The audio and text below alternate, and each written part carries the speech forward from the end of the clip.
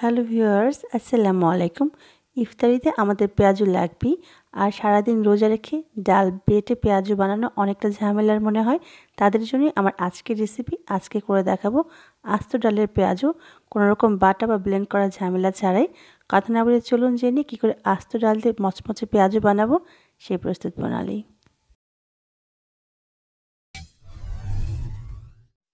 আস্ত ডালে পেঁয়াজু বানানোর জন্য প্রথমেই আমাদের লাগবে ডাল। আজকে আমি মসুরের ডাল দিয়ে পেঁয়াজু বানাবো, সেই জন্য এখানে 1 কাপ পরিমাণ মসুরের ডাল নিয়ে নিয়েছি। এবার পর্যাপ্ত পরিমাণ পানি দিয়ে ডালগুলোকে ভিজিয়ে রাখবো। ডালগুলো 3 থেকে 4 ঘন্টা ভিজাতে হবে, মিনিমাম 2 ঘন্টা ভিজিয়ে রাখতে হবে। আমি আজকে 2 ঘন্টার জন্য ডালটাকে পর্যাপ্ত পরিমাণ পানি দিয়ে ভিজিয়ে রাখবো। পানিতে ভিজানোর পর ডালটা ফুলে কিন্তু অনেকখানি বেড়ে যায়। ফিরে এলাম 2 ঘন্টা পরে। খুব ভালো করে ডালটাকে ধুয়েছি এবং সেই ডাল থেকে আমি 1 কাপ পরিমাণ ডাল এখানে নিয়ে নিয়েছি আজকে পেঁয়াজু বানানোর জন্য। দিয়ে দিব স্বাদ অনুযায়ী লবণ। এবার দিয়ে দিব 1/4 চা চামচ হলুদের গুঁড়ো। পেঁয়াজুতে হলুদের পরিমাণটা বেশি হলে কিন্তু ভালো লাগে না, সেই জন্য খুবই অল্প পরিমাণ হলুদের গুঁড়ো দিতে হবে। এবার দিয়ে দিব ধনে গুঁড়ো 1/4 চা চামচ ধনে গুঁড়ো। আর পেঁয়াজুতে কিন্তু মশলার পরিমাণটা খুবই অল্প দিতে হয়। দিয়ে দিব 1/4 চা চামচ টালা জিরার গুঁড়ো। জিরাটাকে টেলে গুঁড়ো করলে সেটাকে টালা জিরার গুঁড়ো বলে। দিয়ে দিলাম 3 থেকে 4 টেবিল চামচ পরিমাণ ধনেপাতা কুচি।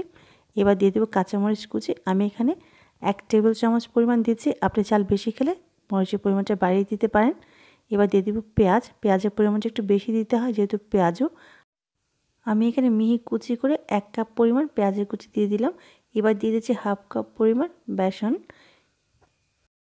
এবার সবগুলো উপকরণ একসাথে খুব ভালো করে মেখে নিব। পেঁয়াজে একটু পানি থাকে, আবার ডালটাও ভিজানো, সেজন্য প্রথমে পানি ইউজ করব না, প্রথমে একটু মেখে নিব, তারপর পানি কতটুকু লাগবে সেটা বুঝে পানিটা ব্যবহার করব। আমার এখানে একটু পানি লাগবে, কারণ এখনও শুকনো শুকনো আছে, পেঁয়াজু শেপটা আসবে না, সেই জন্য আমি এখানে 2 থেকে 3 টেবিল চামচ পরিমাণ পানি দিয়ে দিব।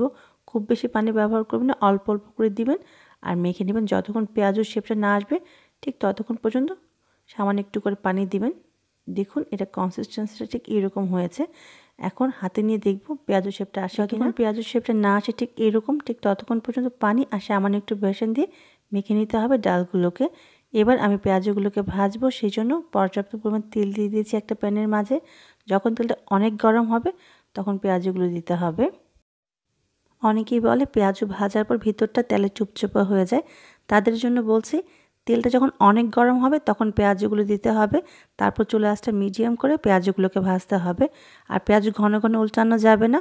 এক পাশ যখন ভাজা হয়ে যাবে তখন পেঁয়াজগুলোকে উল্টে দিতে হবে।